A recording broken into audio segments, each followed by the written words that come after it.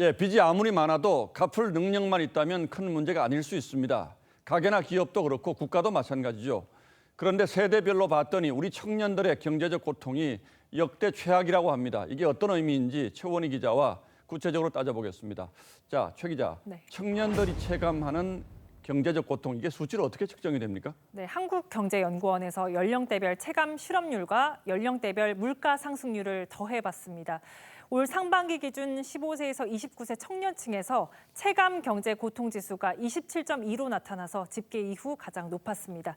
40대보다는 2배 이상 높은 수치입니다. 예, 최 기자 준비한 그래프를 보니까 모든 연령층에서 경제적 고통이 커진 것으로 나타났는데 청년들의 고통이 특히 더 큰 이유는 뭡니까? 아무래도 좁아진 취업문이 원인이라고 봐야 할 건데요.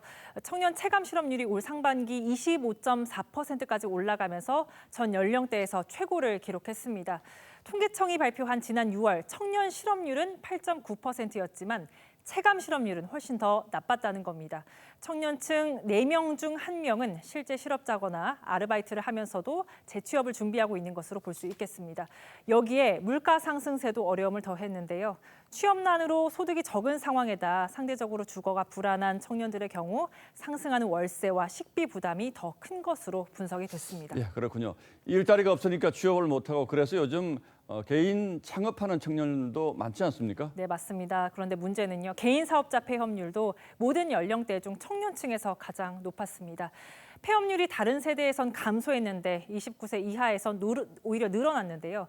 취업 대신 당장 음식업, 서비스업 등 진입 장벽이 낮은 업종으로 뛰어들어 보지만 출혈 경쟁도 심하고 또 정보 미숙 등으로 살아남지 못하는 경우가 더 많았다고 볼 수 있겠습니다. 실업률, 폐업률이 다 이렇게 높으면 청년들이 돈 벌 길이 막막해지는 것 아닙니까? 네, 맞습니다. 수치상으로도요. 청년층이 자산 형성에 어려움을 겪고 있었습니다.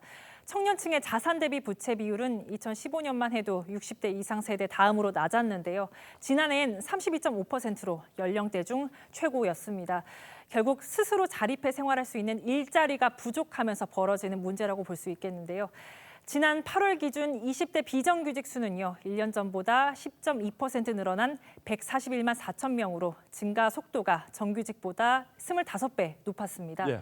또 정부가 청년 월세 20만 원 지원, 또 자산 형성을 돕는 청년 통장 정책 등을 내놓고 있지만 근본적인 해결책이 될 수 없다는 지적이 나오고 있습니다.